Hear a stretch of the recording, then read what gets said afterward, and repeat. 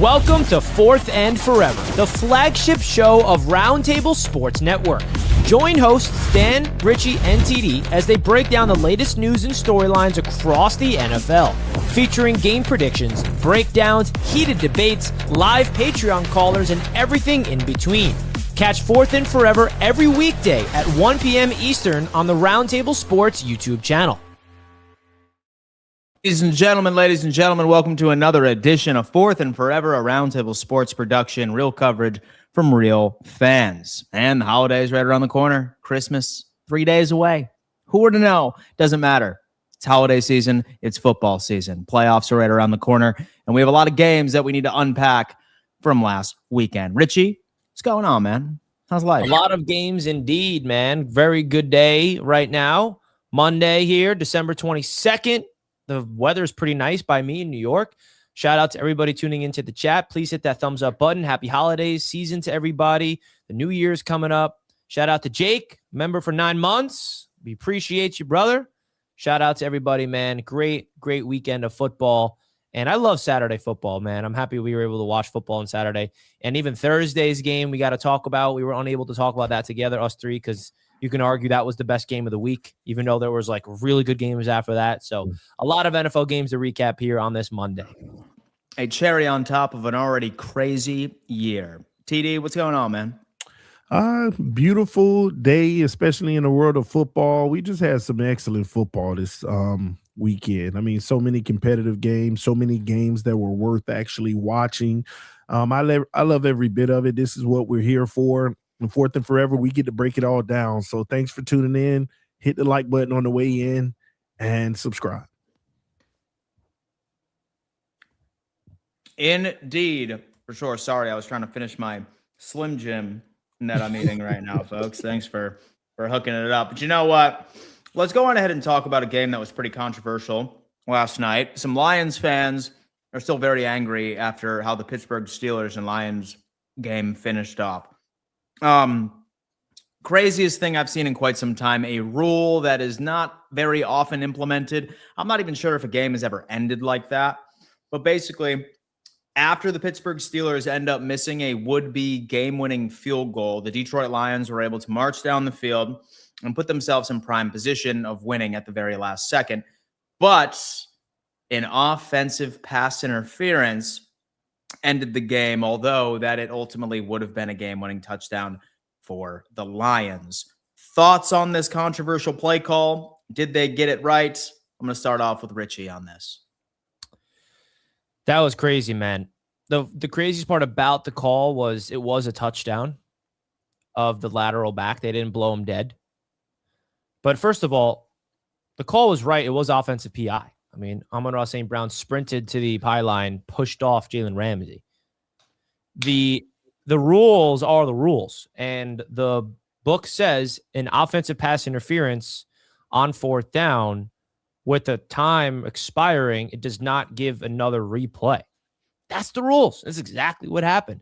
The reason why it took so long for them to figure it out is because it's a complex situation. So, yeah, if you're a Lions fan, yeah, you're pissed off because that's very annoying the way you lose that football game.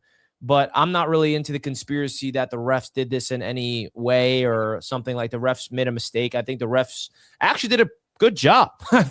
I don't know about you guys, but like I think they did their job. Like, yeah. It was frustrating to watch that in real time. It took them like 5 minutes, which felt like an hour, to give us an answer of what the heck happened. But the refs got the right call, and I don't think you can debate that. Like, it's unfortunate for the Lions because now they're definitely on the outside looking in the playoffs. But I don't think that, you know, the refs got anything wrong, right? That offensive pass interference was a blatant call. But the frustrating part about that was if there was no OPI, that would have been a touchdown. And it would have been like the craziest touchdown I've ever seen in my life. But since there was an offensive pass interference, that's what nullified it, of course. And then the play clock expired and they couldn't do anything about it. So that penalty from Amon-Ra St. Brown should be the reason why Lions fans should be upset. Nothing else. That is how it is. Lions fans, TD, talk to me. I don't even know why the Lions fans are upset about the refereeing. I mean, nothing was done wrong. I mean, at the end of the day, I mean, let me tell you. They got some pretty good calls. right on that drive too. Yeah, well, I'll say this too. They did, yeah. If you're going to be, matter of fact, here's the deal. The referees actually, it's like they were going to help you out if it wasn't for the PI, because here's why. First of all, it was a OPI, like Richie said, right?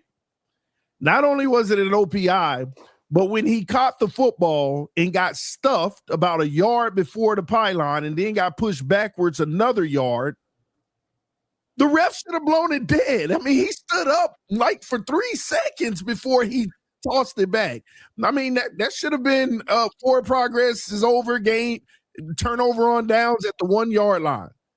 But they let it go on for the pitch and touchdown anyway, which should have never happened. So it was an OPI, and it should have been forward progress dead at the 1.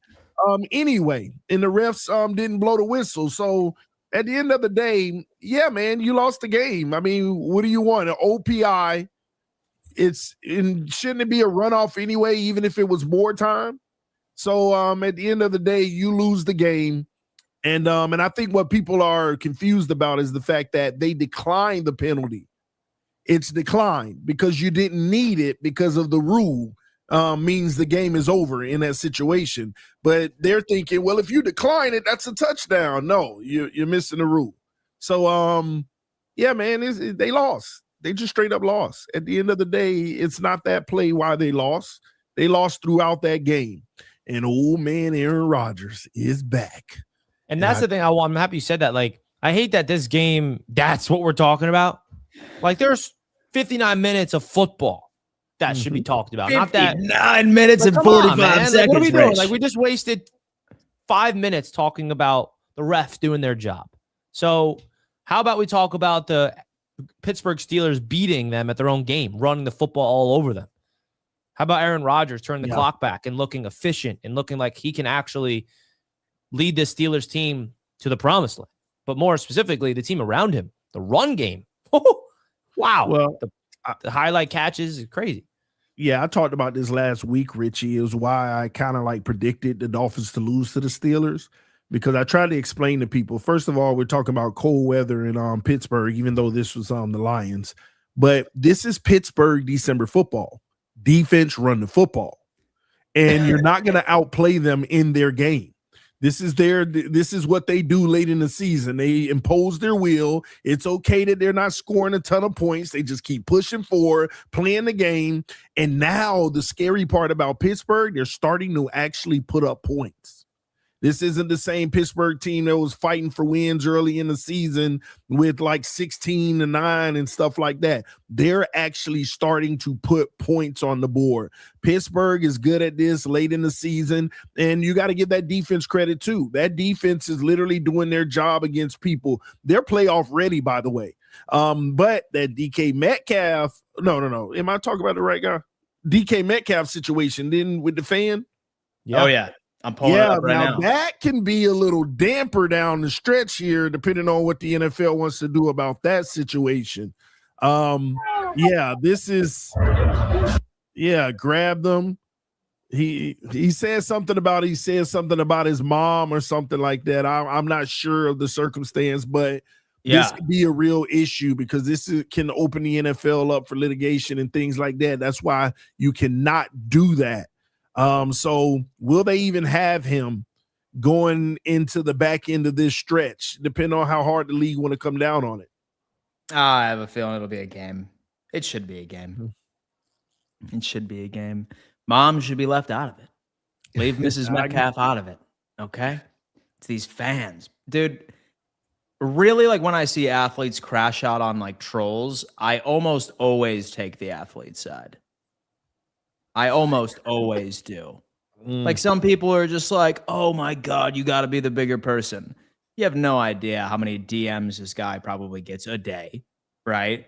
Like you have like a bunch of worthless individuals screaming offensities toward him every single away game at the end of the day. It gets you. And sometimes you just want to physically embarrass somebody. Should he have did it? No, but I'm on DK Metcalf's side on this one. I really am. Here you go.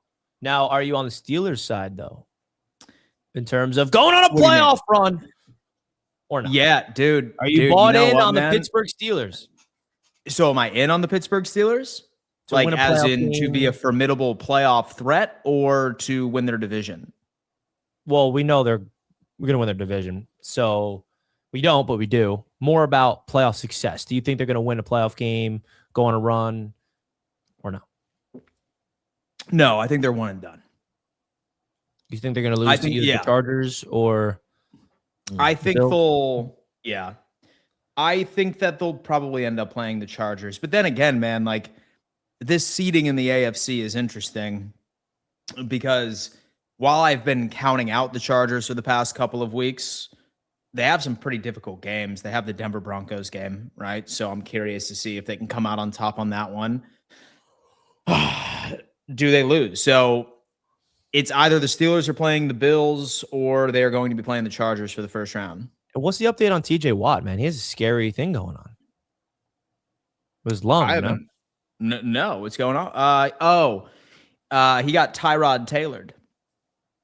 Is that what happened? Yeah. The same exact thing? Yeah, same exact thing. He was going through something with the training staff and they punctured his lung or something like that, I guess. What are I they believe doing so. to them to puncture your lung?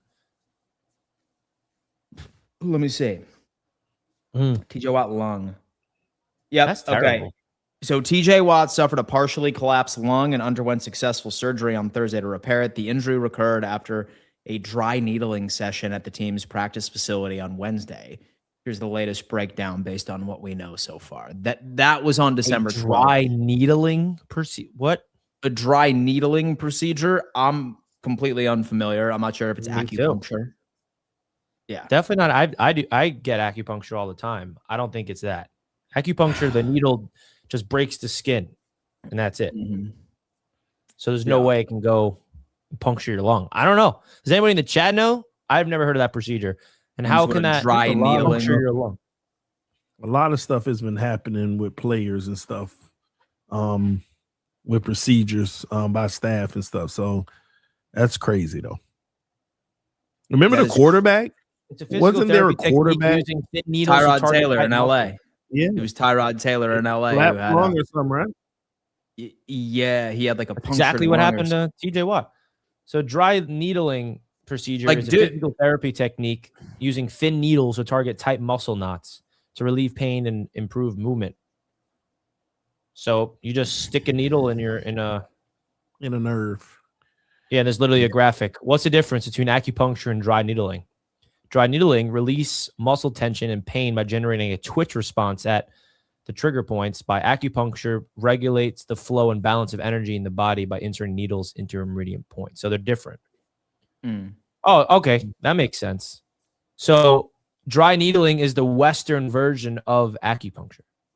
Now it's clicking in Western my brain. version of Because dry- acupuncture is an Eastern holistic medicine. Yeah. Dry needling is the Western version of acupuncture. Well, I mean, Richie, you just got to be careful on your next appointment. You know, Well, what I don't Make get sure- dry needling. I get acupuncture. I don't. Yeah. Big difference. Yeah. They don't stick. The big difference is dry needling. They go in deep. I don't know why. The They go actual deep. nerve. Acupuncture Yeah, is like acupuncture is the the limbs surface. of the nerve. It Yeah. hit. Yeah. That's exactly Acupuncture. what I'm talking about. Folks, the show is brought to you by Vitamin Energy, the #1 energy drink and official energy drink of the Roundtable Sports Network. This morning, I had one of their pre-workout formulas, and I had a great workout this morning. I'm not going to lie. I got to burn off the future calories I'm going to be consuming on Wednesday and Thursday. All those Christmas cookies are going to kill me. So I had to put in work this morning at the gym. It's not only pre-workout, they have hydration formulas, they have various vitamin B12 formulas, and you can try all of them with their variety pack. And the best thing is, guys, is that you can actually get one for free just for buying it. A buy one, get one free offer by using our BOGO code, BOGO Roundtable, where you could take advantage of all of that. As you can see, this is what the checkout process would look like. You do not want to miss out on this. Yeah, Let you us know basically if add you've already. two things on your checkout, folks, and then you enter the BOGO Roundtable code. It literally cancels it out. You're getting extremely tremendous value. Instead of spending over $50 for two, you're spending just $28 for 2 packs a 12 shot. So make sure you guys do that, man. We would really appreciate it, folks. And I know you guys love our shows and what we do here. And a great way to support us is not only by sending in kind super chats, but by supporting proud sponsors. And Vitamin Energy is a proud sponsor of Fourth and Forever and Roundtable Sports in general. So if you guys can do us a favor right now, click that link. Go use the BOGO Roundtable, buy some Vitamin Energy packs for yourself, and then give it away to some of your family members, some friends. Get them in on the action of Vitamin Energy. We greatly appreciate that, folks. If you guys can go support our sponsors of Vitamin Energy, baby, we appreciate it. Vitamin Energy as well. How about we transition over to a Saturday game, which was wildly exciting. The Chicago Bears took down those Green Bay Packers and now have officially clinched a playoff spot after the Pittsburgh Steelers took down the Detroit Lions. I'm not going to lie to you. I was watching this game on Saturday. You know that I have a bedtime of an old man. So I turned the TV off right before the fourth quarter. I put a tweet out saying, it doesn't matter. No Jordan Love, no Micah Parsons, no Aaron Rodgers. The Green Bay Packers will always own the Chicago Bears. And what happens? The Chicago Bears do what they have been doing all season. They put together their only credible offense we've seen all game during the fourth quarter, and they walk away with the victory, winning 22-16. The Packers might have a bit of a struggle for the remainder of the season, man. We saw Jordan Love left with a concussion. They are playing the Minnesota Vikings next week. The Lions are going to be facing off against, I forgot, should be a dunk of a team, if you will.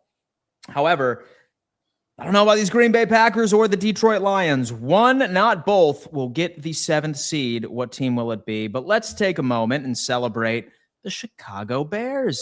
Man, I think I remember this offseason where I was talking about them damn Chicago Bears, saying that them dudes were going to make the playoffs, them dudes were going to win their damn division, and people said, Dan, you are insane. You are insane. There's no way the Bears are going to win the division. They are the Bears. They're the Bears. But they won. Talk to me, Richie. What do you got? Epic game, man. I actually hosted a Christmas party at my place Saturday night, and it was a really nice experience. Shout out to that. But the reason why I bring that up is we had the game on in here. You know, in the living room, you can't have the game on. You got to have the holiday festivities. I'm like, yo, game on in here, though. You know what I mean? So the boys are watching the game in here. And I was like, all right, I literally said to my buddy Jack, I'm like, yo, Jack, 4th down, Caleb Williams, a chance to tie it. Is he him? This is Caleb Williams' moment. And he's like, nah. And then he goes out there, gets that throw. Wow. Touchdown, tied it up. And then he eventually, we're watching the game, of course, and then he has that throw for the win. And I'm like, guys, I think Caleb Williams just proved he's him. Because like that was insane. He's him. I asked that, he's like, him. That was his biggest test. I'm like, yo, like if he can capitalize not only to tie the game, but then win the game the way that they did not have to be aggressive for that touchdown. They easily could have just kicked the field goal, even though they weren't at field goal range yet. They were at the 50. They could have got some yards and, you know, gotten to field goal range. But I'm very impressed with Caleb Williams. He's a gamer, man. He's not your MVP that's going to flood the stat sheets and, you know, get all these fun stats. But what he does do is he levels up his game when it matters the most in the fourth quarter, in the clutch. I value that over anything else, man. I really do. Like the passing yards, the completion percentage, all that that's fun stuff for people to debate, compare. I care about clutch moments. Who are you when the pressure's at its highest? Winning moments, bro. Like, give me a quarterback that has less stats, but more wins over a quarterback that has the greatest stats in the world, but doesn't win a lot. I mean, that's what it comes down to, in my opinion. I know some people argue wins are not a quarterback stat. I've always believed they are a quarterback stat. Wins are a quarterback stat, in my opinion, because they can be the reasons why you go out there and win a football game. And Caleb Williams proved that. He deserved that win, Caleb Williams. That's a win for a quarterback if I ever saw one. I'm high on those Bears, man. And I think their formula can translate to the postseason. I'm excited to see them take on whoever they take on in the postseason. And shout out to Ben Johnson, man, doing a heck of a job. Off topic, very off topic. It's pretty clear that the Chicago Bears, right, hate the Green Bay Packers. Okay? They hate that organization like no other. I wonder if there's a world, because the Bears play the Lions in the last week of the season. Wouldn't it be hysterical if Chicago just sits all their starters and blows that game, it allows the Lions to beat them. So the Lions get in as the 7th seed. And the Packers are looking from the outside in. Ultimate level of petty. Yeah, I don't think they'll take that risk, though. They want to dominate that division regardless. Well, funny enough, regardless, it's looking like the Bears are going to be playing one of their NFC North rivals if they maintain that 2nd seed, regardless. So they will either play the Packers and or the Lions, like going into the first round. But the Lions are screwed, though. Like, they need to win out, and the Packers need to lose out for them to get in. 2 more games, of course. What's the Packers' last 2 games? So, and keep in mind, we don't even know if Jordan Love is going to be able to. Okay. Yeah, let me tell you. Packers play the Ravens. Malik Willis didn't look bad, by the way. He kind of went out there and was looking nice. I'm not going to lie. Yeah. They can win with Malik Willis. Yeah. That's not a death sentence, Malik Willis. It's not particularly that. And what did you say about Green Bay's schedule? With Green Bay has the Ravens this week, and then Green Bay has the Vikings the last game of the week. So let's just say they could lose out. The Ravens. We'll say the Lions end up beating the Vikings. We'll say the Lions beat the Bears, and we'll say Green Bay beats the Vikings. It would be. So the Green Bay Packers would need to lose out and lose to the Minnesota Vikings. But now no JJ McCarthy. But regardless, TD, thoughts on this Green Bay Packers and Bears game? What a game. And Caleb Williams has arrived into the NFL, ladies and gentlemen. I was blown away. I mean, there's 2 teams and 2 guys in this league that I was blown away by this weekend, and we'll talk about the other one later. But Caleb Williams is that dude, and don't allow him to have a clutch moment because he's going to get you. He's going to get you in the clutch moment. He's phenomenal, man. I just thought that, he threw the ball well. He protected the football, didn't turn it over. And when it mattered most at the end of the game, we're down, but that's all right. Let's go get it. And he went and got it. That 4th down play, floating it up to the corner of the end zone. That's one of those next level plays. It's crazy, man. I'm just really with the Bears in general. Like, their defense is another thing that nobody's talking about, has been playing phenomenal as well. Ben Johnson and his staff got this team believing in winning, and they're ready for anybody in the playoffs. I'm going to say this about the NFC. Is there truly like this team right here is hands down the favorite?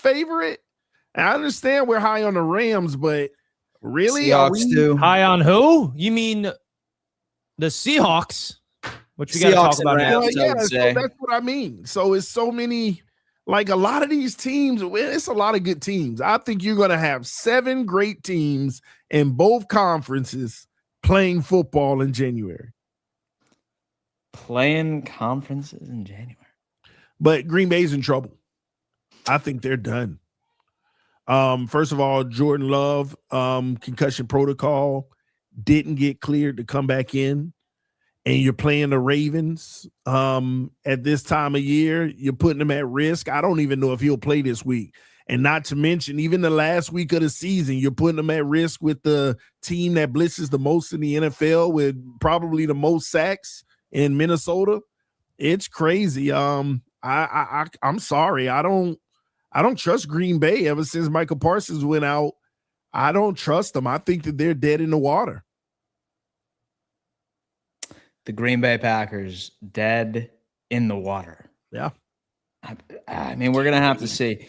We have our friend Jets Forever, and he's really excited about this one because he used 4 exclamation points, not 3. What is it?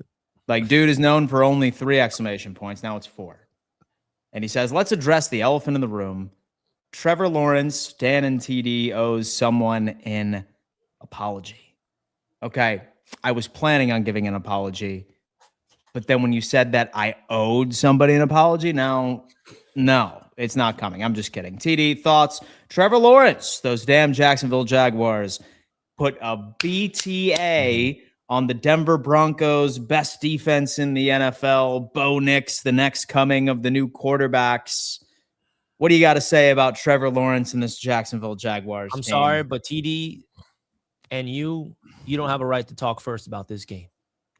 Oh, Richie has to talk about this game first. Yeah, because I've been All right, laughed at. Richie. Glaze away, brother. I've been laughed at. Glaze. I've been called names. Get the glaze I have on. never given up. I've been telling you guys about those Duvals. I've been telling you about Trevor Lawrence. This was the game, man. This was the moment.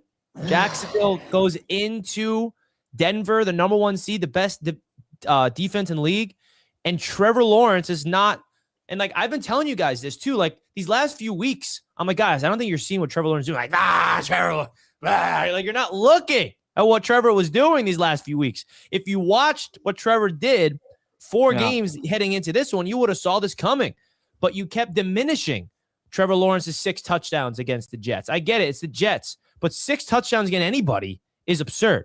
The throws he had against the Titans. Yeah, it's the Titans. But did you see what Trevor was doing in those games? Did you see the level of throws, the ball placement, the ability to just put the team on his back when he needs to?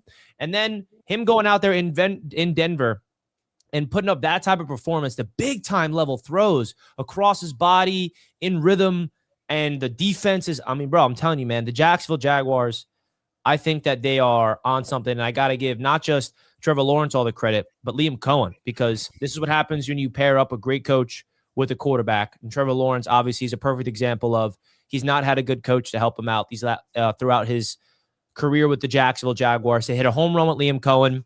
They trade for Jacoby Myers after Travis Hunter goes down. He's been an absolute beast. BTJ is now getting into rhythm.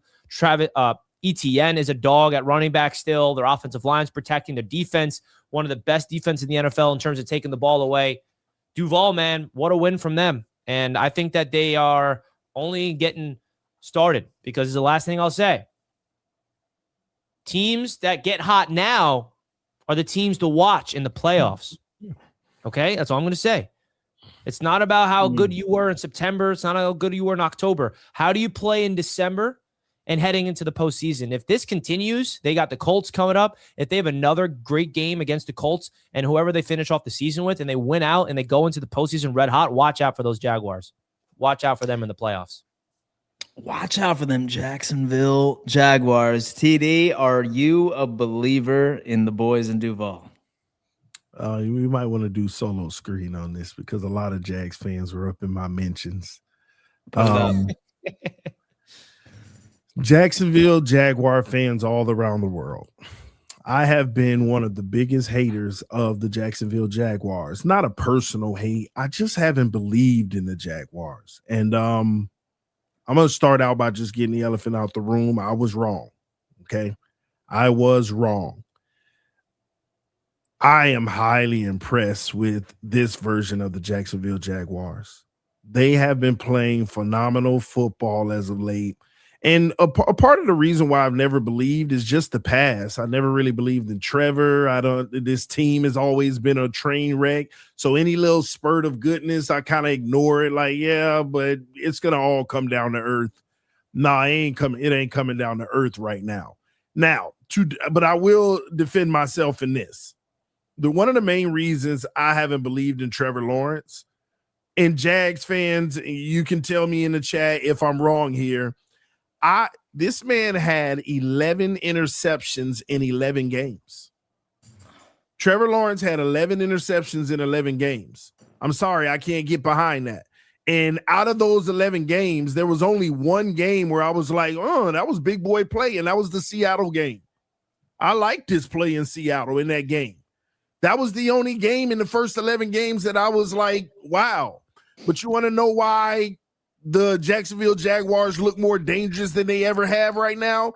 Because the last 4 weeks, Trevor Lawrence hasn't thrown a single interception. Trevor Lawrence literally has 15 touchdowns. He has like 15 touchdowns in the last 4 weeks. 8, 9, 10, 11, 12. Well, it says 12, but I know he got more because he got rushing touchdowns. He got like 15 touchdowns in 4 weeks. The man has been playing lights out for 4 weeks. So he's going on a run, and he's doing it at the right time of the season. but that's still room for caution. We're talking about 4 games and 5 on the season. That is like, wow. So I am paying attention to the Jags now as a team too, because the defense is playing phenomenal. They are out here going toe-to-toe with any and everybody. And when you really look at their season, you can go back and say, oh, what a terrible loss to Houston. But they also beat Houston. So that's kind of null and void. Plus, it's a division rival. Y'all know how I feel about those. You can't really gauge them. But overall, man, when you look at this season, man, I'm impressed now. Now I'm impressed. But again, 4 games is what's really got y'all starting to get in that potent area with at least Trevor Lawrence.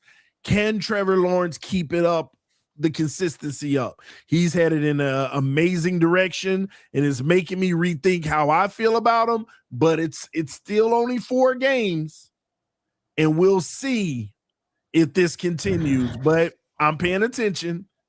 Let's finish the season, and let's watch the beginning of the playoffs. But Jags look scary, man. 14 touchdowns, 0 interceptions. 14. I wonder if the Jacoby Myers acquisition really unlocked this offense. It's pretty clear that Brian Thomas Jr. is like his 4th read right now. They have all but phased him out of the offense. Parker Washington, who the hell knew that guy was going to be one of the best targets there for Trevor? The homecoming game for the brand new wide receiver here. Again, dude, I need to give all the credit in the world to Liam Cohn, man. Finally, an offensive system that works in Jacksonville. All the credit in the world. I suppose I've never really been a believer in Denver. I suppose I've never really been a believer in their defense in Bo Nix, but that does not take away from the quality of a win.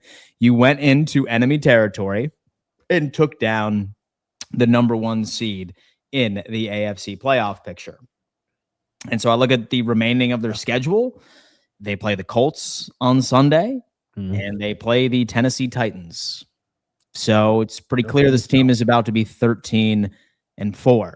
Perhaps 3rd seed. We'll see, man. Good team. Good team. Comment. Go ahead. Quick comment here. Could you imagine this? I mean, the NFL will probably be turned upside down if this happened. Could you imagine a Bears-Jags Super Bowl? A Bears-Jags Super Bowl? The most random Super Bowl.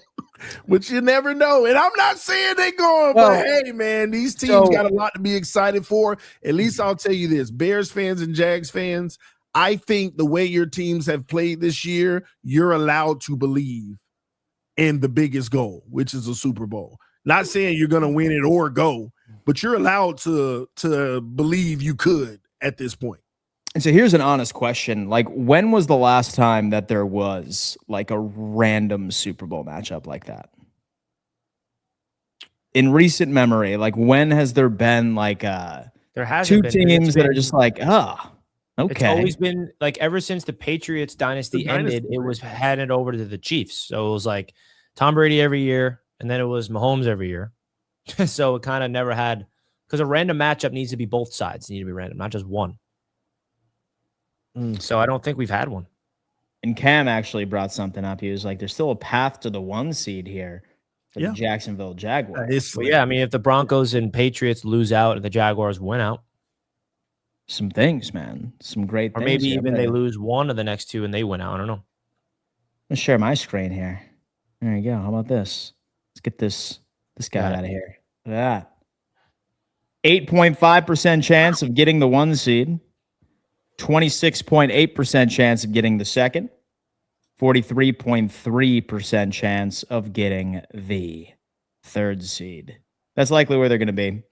3rd seed right here, man. The Jacksonville Jaguars. Here's the problem. If Denver loses another game, I think all those odds flip for another team that nobody's talking about. The Chargers. They're actually the team that's sitting right behind those teams with Jacksonville. And the LA Chargers have a 2.6% chance of getting the 1 seed. 9.4. Damn, dude. It's the playoffs, man. Things are heating up right now. Now, what are Bills' your chances? thoughts of the Broncos, though? Because do they take a step back in your belief? No, And that- I think that it was just a bad matchup, right? I think that with Liam Cohen just had a very good game plan against that defense. I look at the Broncos' schedule. I honestly don't think that the Broncos are making it past the divisional this year. Hot take, but I just don't think that it's happening. I think that they have the bye.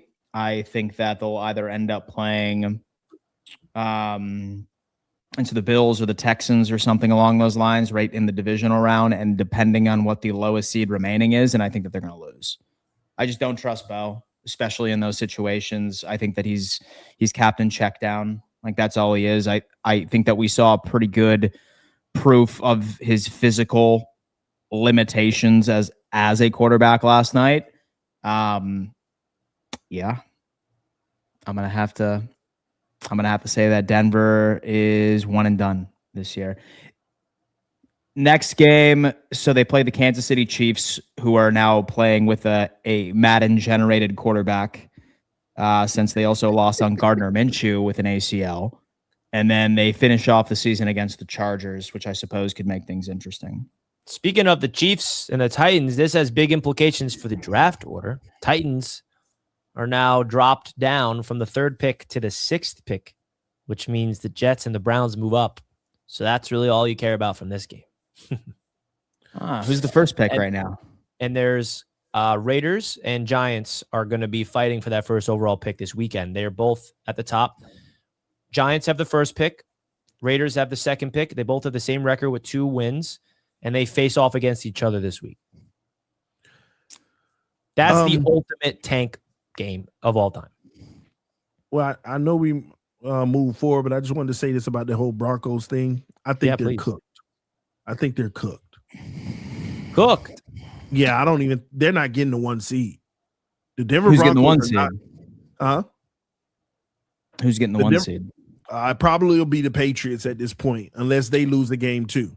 It's going to be because Denver's not going to really beat the good Chargers question. in the last week. What's the tiebreaker? I'm gonna sit back here and work the on Chargers this. Already beat them. The Chargers already beat them this year, and they play in the last week. The Chargers will have a tiebreaker. My question is: say that the Jags and say that the Pats finish with a 13-4 record. Who owns the tiebreaker? That's the question. Great question. For the 1 seed. The Pats and the who? The Pats and the Patriots. Say that they finish with the exact same record. You said Pats and the Patriots. The Jags and the Patriots. What he meant? No. And the Jags and the Patriots. Okay. Yeah, that's it. What's the division record, or what is it? What's the first tiebreaker? Division no. Never mind. England losing 1 game. Who do they play left? And so they won't. Never mind. For some reason, I thought they had 4 losses. They have 3. Who do they play left? New England. The Jets and the Dolphins. And the Jets and the Dolphins. The Dolphins can take care of business, but they got the Jets. Dude, well, funny you say that. If the Patriots do lose, then technically the Buffalo Bills would get the 1 seed. If the Denver Broncos, Balance is restored. If the Denver Broncos lose 1 more game, the Patriots lose 1 more game, Buffalo wins out, then we would get the 1 seed. You wouldn't, because you keep ignoring the 1 team that has the tiebreaker over almost everybody. The Chargers. They would have the tiebreaker, and the strength of schedule will probably be rougher. And so I'm operating the playoff picture right now. Yeah. Start talking. But yeah, that's the most likely whole matchup right now. I mean, at least based where it's situated, is Jaguars-Bills in the first round. Yeah, but that can change. I'm telling you, 1 Patriots loss. It's gonna be Chargers. It's probably gonna be Chargers, Jags first round 3-6, Bills, Steelers 4-5. You think the Chargers are gonna lose? Or last game against Denver, I think. At home. But the Chargers have a chance to win that division, by the way, too. Yeah, the Broncos can drop to a wild card team. And so they do, but also remember, this team is going into Denver in January, and this is a dome team. Well, I'll say this: I think that the conditions are going to be a factor in that one. If the Chargers beat the Texans this weekend, that's going to be one of the biggest games in the NFL. Broncos Chargers, last one of the season. Broncos Chargers. By the way, I forgot I was making plans for week 18, just whatever personal stuff. And I checked what time do the Jets play? And I forgot. We don't even know what time any of these games are playing yet. They announced that after. Don't worry, Richie. You'll be at 1 o'clock. I know. But we're facing off if the Bills are playing for something. Man, you'll be at 1 o'clock, Richie. Bills are wearing the red helmets. I know. I planned my day around that. So trust me, I know. I'm hoping for that. That's the one. I got planned Saturday, man. I can't make it a Saturday game. You put your call at 9. I don't know. 9 in the morning. And so I'm sure Jets fans would be fine if you skipped out on a live play-by-play reaction. The last game of the year, man. Nah. Yeah. Oh man. Yeah. But it's interesting though. The AFC is going to come down to the wire, and can you believe that there could be 4 teams with a 13-win record? Yep. There could be 4 teams. Well, at the Denver, it could be 4 teams. That's crazy. But and AFC is pretty solidified, right? You think the 7 teams that are in are going to be in? Texans. No, because you still got to look out for Pittsburgh. That's why the Ravens are. Well, they're already in, and so the Ravens season is over. We're gonna talk about the Patriots' perspective tonight on the AFC East Roundtable, but I do think that we could kind of just talk about the Ravens on this one. I think they're done, right? Like right now, they have a 2-game skid, and so against it just seems like this team is broken. They have added yet another graphic to their blown leads in the John Harbaugh era. And that's a thing with Baltimore. Baltimore is known for blowing leads. It's awful. That first game just was the kiss of death for the whole year. Yeah. It's getting to a point where I wonder if Baltimore is going to move on from John Harbaugh this offseason. In fact, I'll go a step further. I think John Harbaugh's job is in more jeopardy than Mike Tomlin's job. Wow. And I think tonight's going to also impact. If the Colts lose, that will probably solidify the Texans. It'll lock everything in except the Baltimore. The Colts are the only team that are outside looking in for that 7th seed. Yeah. So the Bills would lock down a playoff spot with a Colts loss, and then I think one more team. So I think the only thing left would be that AFC North. And it's pretty clear that Pittsburgh's going to win it.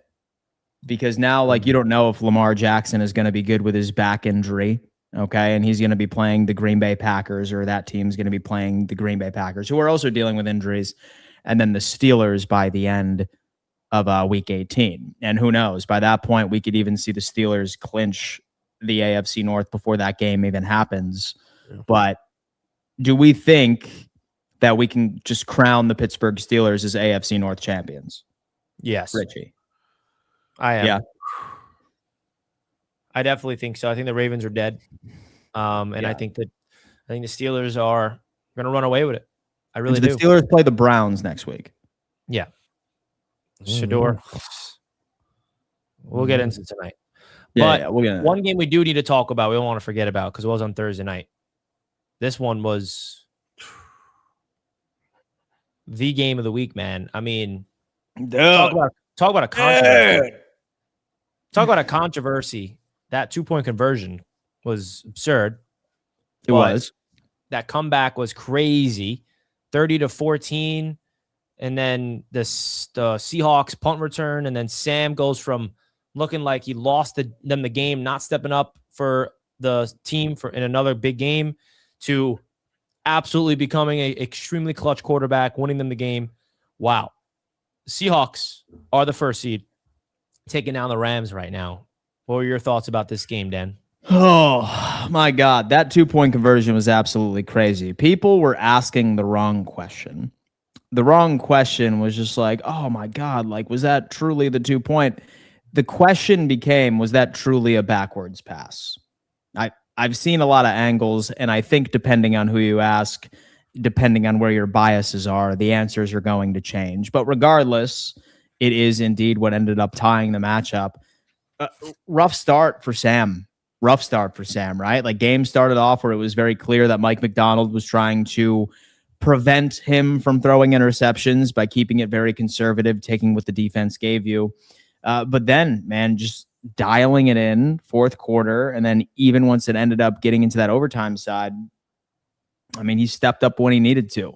I thought that the Seattle Seahawks team was going to win this one.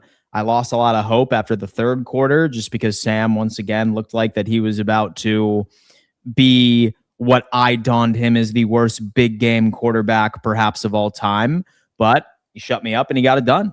Seattle Seahawks are the first in the division now where it stands. And when you look at the NFC and you look at the remaining of their schedule, they have the Panthers and they have the San Francisco 49ers, who, by the way, have already clinched the playoff berth. So will that remain? Rams schedule, might you say? Let's see. Falcons and Cardinals. I don't know. Can the Panthers pull off a damn miracle and beat the Seattle Seahawks next week? I'm not so much convinced. TD, Seattle Seahawks, LA Rams. You gave a heartfelt apology to Duval Nation about Trevor Lawrence. Are you affording the same thing to Sam Darnold fans? For what? All right. Yeah, baby. Dive in. No, I'll say this though about Sam.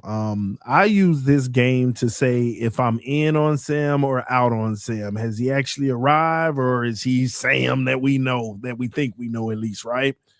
And I left this game with the push, null and void. I can't use this game to determine it. And here's why. He sold on his team early in that game. If they would have lost, he would have been the reason they lost. But on the back end of the game, he showed up and fought to the end and made the big plays to help his team ultimately get to where they were in it.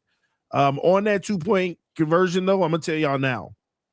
I'm just going off of the NFL, how they've called it. That should not have been a backwards pass. What they did is they gave Sam Darnold the benefit of the doubt by looking at the receiver and assuming the pass was on target, because if it was on target, it was a backwards pass. But he was really driving that right down that line, or down that 5-yard line, and it was basically just straight down the line, really. And that's what I thought I saw where it wasn't. And here's why I say that's an incomplete pass. We were at the Jets-Dolphins game. Tua had a very similar play, just like that. And it actually was going slightly backwards to me, and they called incomplete. So I figured they would have called incomplete on this one, but they end up saying that it was a backwards, and it was a live ball. So at the end of the day, it is what it is. But I actually broke this down right here on Friday, so everybody knows what I think about the game. Everybody knows what you think of the game. Fun fact. I am going to the Roundtable Sports Fantasy Football Championship. I'm going. And let me tell you what, right now, my boy Richie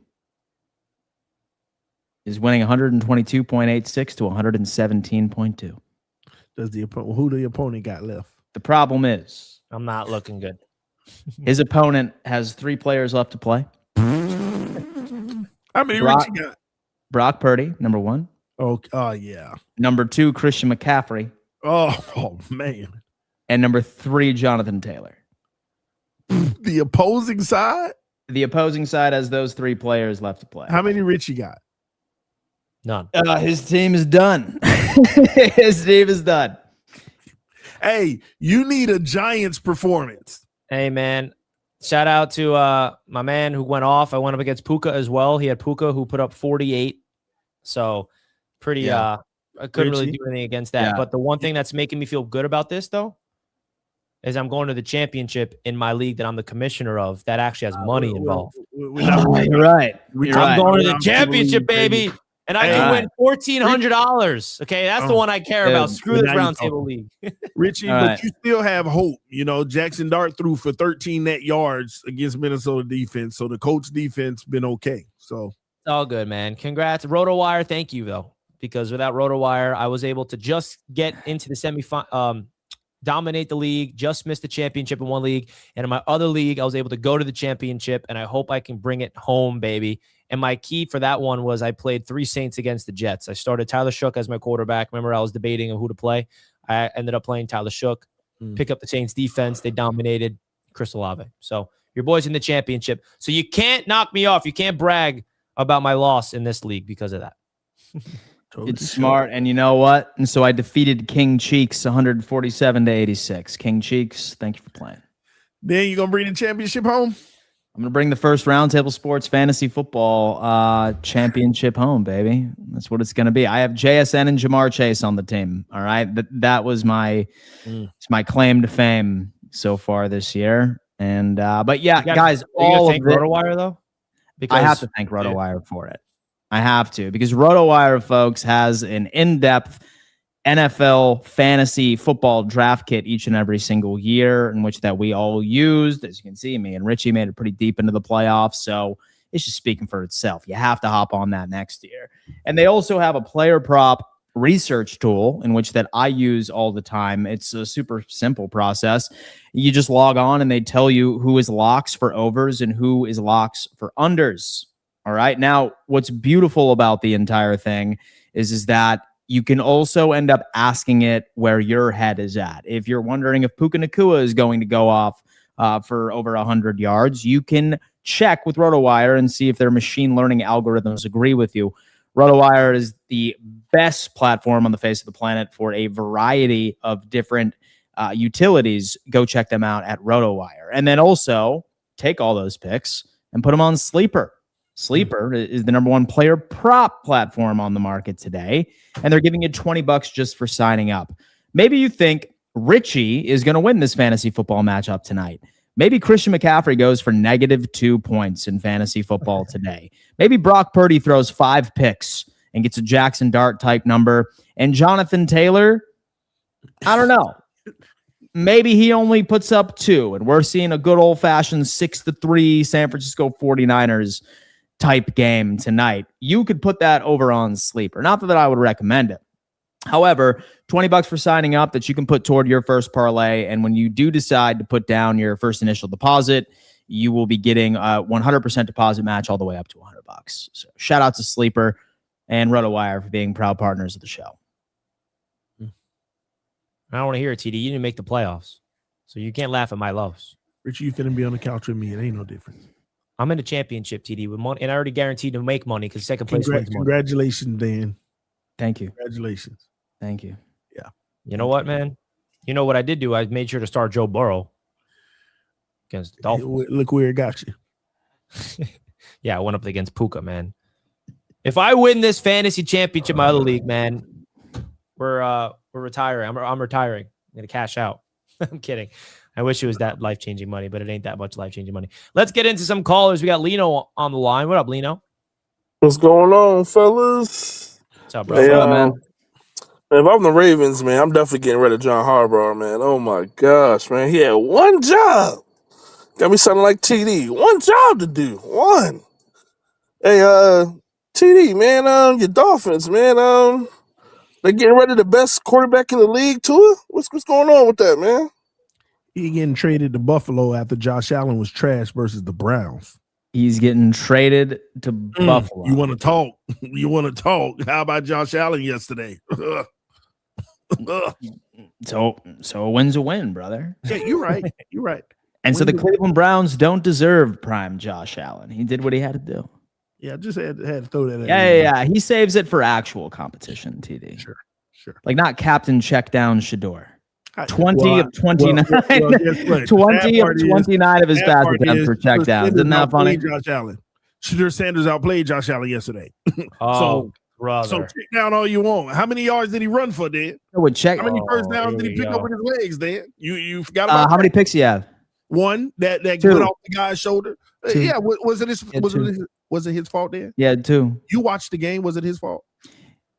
Yeah, most definitely. He was incapable of being able to stretch the field. He was doing what most junior varsity quarterbacks are asked to do. Hold on, I'm trying to understand. The interception was his fault. Off of his Oh, guy. Yeah, most definitely. He shouldn't have thrown it into the defender's hands at the line. He didn't throw it in the defender's hands. It was his own guy who plopped it in the air. What are you talking about? You watched the game. It should have been to the chest. Let's save it for tonight. Save it for tonight. Listen, you say anything, any quarterback playing better than Josh Allen, then want to trash the quarterback then. Hey, man. No, not at all. Not at all. I'm just saying Shedeur Sanders is captain check down, 20 for 29. It's kind of. Then what was Josh Allen yesterday? It's kind of embarrassing. Some great throws from Jay. What was Josh Allen yesterday? It don't matter. Winning quarterback. How many yards did he throw? Like 110 or something? A winning quarterback, TD. Oh, yeah, okay. And so how many Shedeur throw? Like 140 and 139 was Yak? More than Josh Allen. Yeah.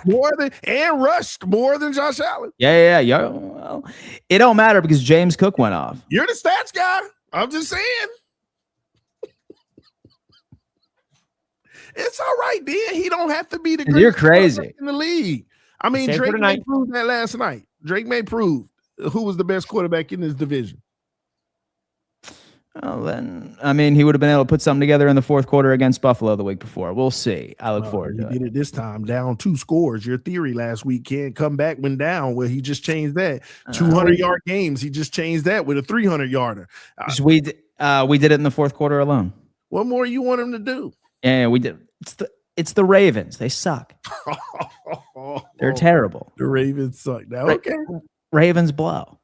Yeah. All right. Tyler Snoop Huntley. Come on. What are we doing? Snoop was playing good football. Yeah.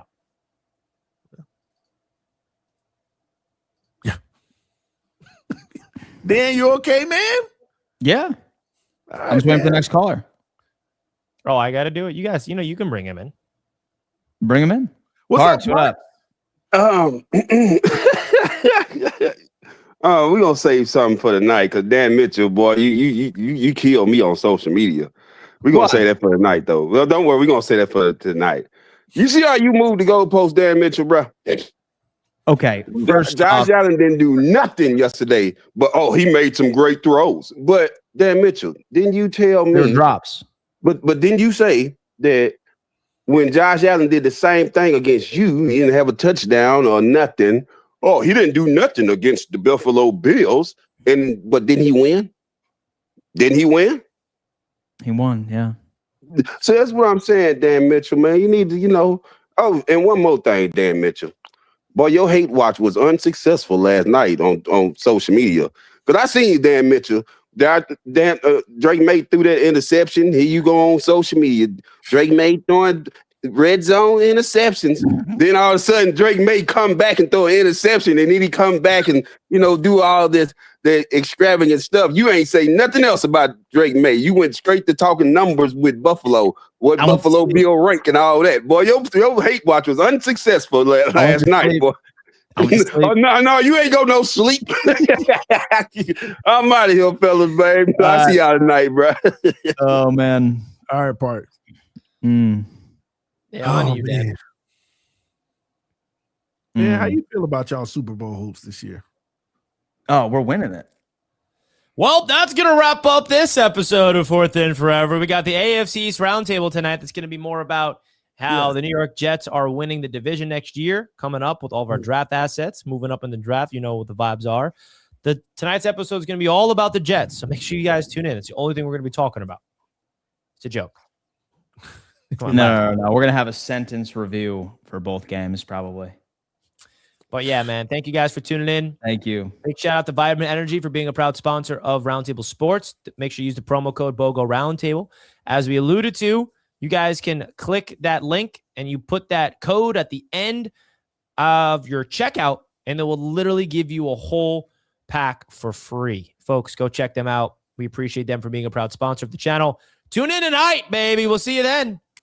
But before we leave, we got some super chats from Tony. Don't know what to say anymore. Hashtag hug Bob. Yeah, maybe we got to start hugging Bob. Bob getting some love now. Finally, man. You got to do it. Garrett Wilson ranked 93rd in wide receivers. Hey, that was because very he is injured.